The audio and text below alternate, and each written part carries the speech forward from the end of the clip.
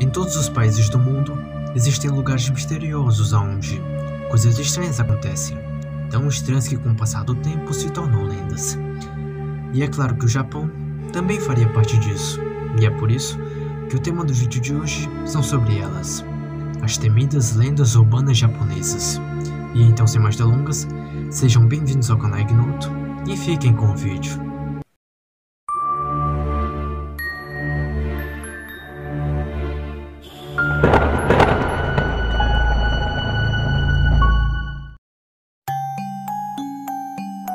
A Menina da Lacuna. Bem, você deve saber que o Japão é o berço de templos e casas antigas, que são considerados relíquias. E nessas casas antigas, por causa do desgaste do tempo, foram se formando lacunas, fendas e rachaduras pelas paredes dessas casas. No Japão, dizem que nessas lacunas e fendas anda o espírito de uma garota de aparência muito branca, cabelos negros e olhos amarelos. A lenda conta que se algum dia você estiver andando pelos cômodos de sua casa e se deparar com um olho em uma dessas fendas, uma garotinha irá aparecer e te perguntar se você gostaria de brincar de esconde-esconde com ela. Se você aceitar brincar com ela, no momento, nada demais vai te acontecer. Você nem imagina. Por que recusar o convite de uma doce e tímida garota que só quer apenas se divertir? Bem, mas é aí que você se engana. Assim que você aceita brincar com ela pela primeira vez, saiba que ela pode voltar. E da mesma maneira, você pode estar andando pela sua casa e se deparar com os olhos da menina dentro de uma lacuna. Só que dessa vez, ela não vai te chamar para brincar. Assim que você olhar para o olho da lacuna de novo, inevitavelmente você será levado pelo seu espírito. Alguns dizem que você será levado para outra dimensão, ou para o inferno, já que ninguém nunca voltou para contar a história. Bem, mas é como eu disse antes, o que tem de mal em aceitar o convite de uma doce garotinha que só quer apenas se divertir?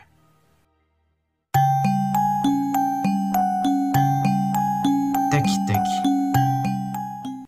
Essa lenda fala sobre uma garota que caiu de um trem e acabou sendo partida ao meio por ele. A pobre garota demorou a morrer. E como ela ficou durante muito tempo nos trilhos do trem agonizando em seu sofrimento, ela se tornou um espírito vingativo, um Onryo, que vaga pela noite em estradas escuras, arrastando o seu dorso no chão e carregando em suas mãos um objeto cortante, geralmente uma foice ou um facão. Alguns dizem que ela está procurando por suas pernas, que foram perdidas quando ela foi cortada pela metade. Outros dizem que ela está brava com a humanidade, por não ter sido ajudada quando estava morrendo. Ah, mas você deve estar achando que, como ela não tem as pernas, é fácil fugir. Sim, seria muito fácil fugir se ela não viesse correndo com os cotovelos no chão fazendo tec-tec. Apesar de não ter as pernas, ela pode se mover incrivelmente rápido, mas tão rápido que ela pode até alcançar as pessoas que estejam fugindo de carro. Quando ela consegue alcançar suas vítimas, ela as corta no meio e rouba suas pernas. Como acontece com a maioria das lendas urbanas, existem tantas versões da história sobre a Tek-Tek que é meio difícil saber qual é a história original ou onde ela começou. Cada localidade possui a sua própria versão da história com detalhes diferentes. Aqui vão duas versões da história. A história da Tek-Tek. As histórias contam que durante os anos 40, houve um caso que envolveu uma moça que foi brutalmente espancada e abusada em seu escritório, fazendo com que ela entrasse em grande tristeza e se jogasse em uma linha de trem. Sua morte teria sido sofrida e dolorosa, pois o seu corpo teria sido partido ao meio. Agora, como um espírito raivoso, ela anda usando suas mãos e cotovelos possuindo garras em suas mãos, e quando ela se move, ela faz o som de arranhões e batidas com o cotovelo, o tal tec-tec. Há no Japão uma história sobre um garoto que estava saindo de sua escola em uma noite. Quando ele ouviu um barulho atrás dele, ele procurou pela origem do som e viu que tinha uma bela garota em uma janela. A menina tinha os braços apoiados sobre o parapeito da janela e estava apenas olhando para ele. O garoto estranhou ver uma garota ali, afinal, era um colégio de garotos, E então ele perguntou à menina: "O que você faz por aqui?" Foi então que a garota o viu olhando para ela. A menina sorriu e se abraçou, segurando seus cotovelos com as mãos. Foi então que ela pulou de repente e caiu do lado de fora do solo. O menino, horrorizado, ficou chocado ao ver que a menina não possuía a metade inferior de seu corpo. Ela então começou a ir em direção a ele, agarrando no chão e batendo seus cotovelos. Tec, tec, tec, tec, tec. O rapaz estava cheio de terror e repulsa. Ele tentou correr, mas estava congelado de medo. E em poucos segundos, ela estava sobre ele. E é nesse momento em que ela tira uma foice e te parte no meio. Se algum dia você estiver andando pelas ruas do Japão e se deparar com a Tec-Tec, ela vai te perguntar aonde estão as pernas dela.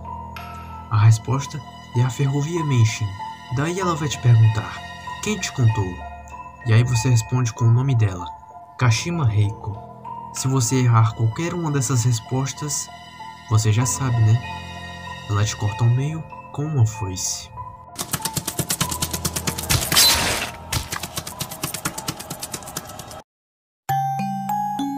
Kune-Kune, a lenda que ninguém viu. Kune-Kune é uma lenda urbana japonesa sobre uma aparição misteriosa que é vista às vezes no campo. No Japão, as pessoas chamam Kune-Kune, que significa algo a serpentear, balançando, torcendo e virando. Eles dizem que nunca se deve olhar diretamente para isso, ou a pessoa fica louca. A lenda foi relatada por camponeses que viram uma criatura branca, com uma forma humanoide nos campos de arroz. Ninguém sabe exatamente como ele é, porque aqueles que o viram perderam a sanidade. A lenda diz que os camponeses que avistaram uma criatura de longe sentiram frio logo antes do Kune-Kune aparecer.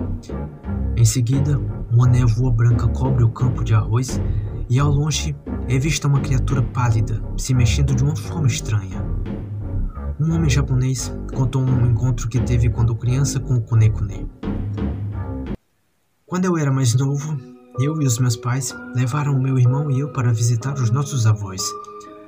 Não os vemos muitas vezes, porque eles viviam no campo, em Akita. Assim que nós chegamos à casa de nossos avós, o meu irmão e eu fomos brincar. O ar estava mais fresco e limpo que na cidade. Nós caminhávamos através dos campos de arroz apreciando a vista. O sol estava alto no céu e não havia nenhuma brisa. O calor era sufocante e depois de um tempo, comecei a ficar cansado. Depois, o meu irmão parou de repente. Ele estava olhando para algo à distância. "O que você está olhando?" "Aquela coisa ali", ele respondeu. O campo de arroz estava mais longe do que os olhos podiam ver, e a área estava completamente deserta. Apertei os olhos, mas não sabia o que era. De longe, através do campo, havia uma coisa branca, do tamanho de uma pessoa.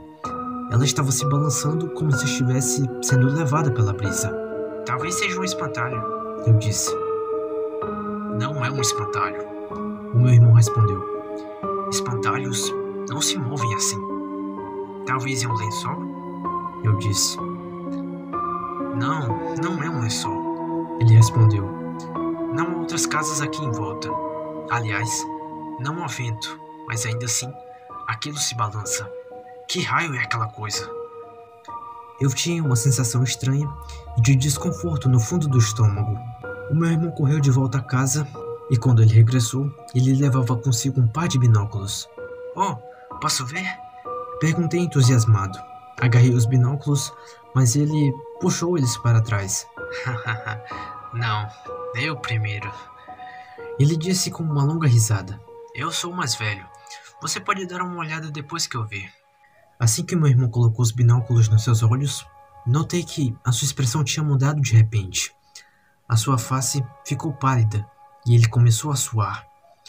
Ele deixou cair os binóculos no chão e eu consegui ver o medo em seus olhos. O que foi?" Perguntei nervosamente. O meu irmão respondeu devagar. Era...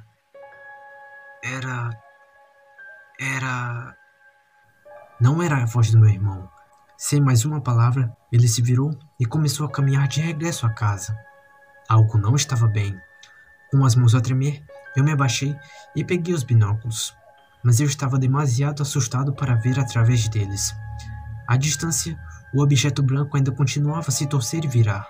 Só então, o meu avô veio correndo. "O que está fazendo com esses binóculos?" Ele perguntou. "Nada", respondi. "Apenas ia olhar para aquela coisa branca ali." "O quê?" Ele gritou. "Não deves olhar para aquilo." Ele arrancou os binóculos do meu alcance. "Tu viu?" Disse zangado. "Viu isso através dos binóculos?" "Não", eu disse com uma voz mansa.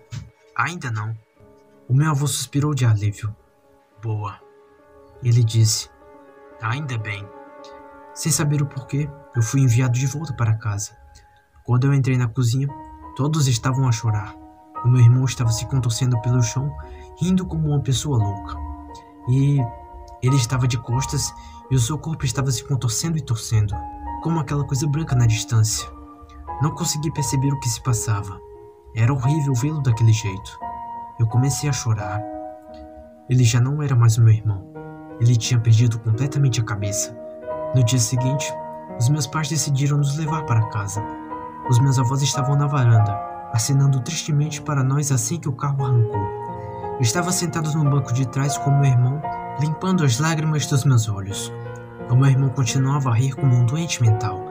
Eles tiveram de prender ele para que ele parasse de se mover. A sua face estava torcida com um largo sorriso. Ele parecia estar feliz, mas quando vi seus olhos, eu percebi que ele estava a chorar. Senti um arrepio correr pela minha espinha. As suas bochechas estavam molhadas com lágrimas, mas ele continuava a rir e a rir. O meu pai encostou o carro do outro lado da estrada e saiu do carro. Ele levou os binóculos e furiosamente os esmagou na estrada. Então, sem dizer mais nada, ele voltou ao carro e continuou a dirigir. Bem, se você chegou até aqui e ainda não é inscrito, considere a opção de se inscrever no canal para ver mais vídeos como esse. Ademais, fiquemos com a última parte do vídeo. Satoru Kun. A lenda é sobre uma figura misteriosa, um espírito, fantasma ou demônio, que aparece na forma de um menino com cerca de 8 anos de idade. De acordo com a lenda, ele conhece o passado, o presente e o futuro, e pode responder a qualquer pergunta. Outras versões da lenda dizem que ele também pode realizar um desejo. Portanto, basta fazer uma ligação por telefone e invocá-lo. No entanto, ao entrar em contato com Satoru Kun, você vai estar entrando em um jogo perigoso, então tenha certeza do que está fazendo. Segundo contam, para convocar Satoru Kun, é preciso apenas de um telefone celular, um telefone público e uma moeda de 10 ienes, ou apenas um cartão telefônico para fazer a ligação.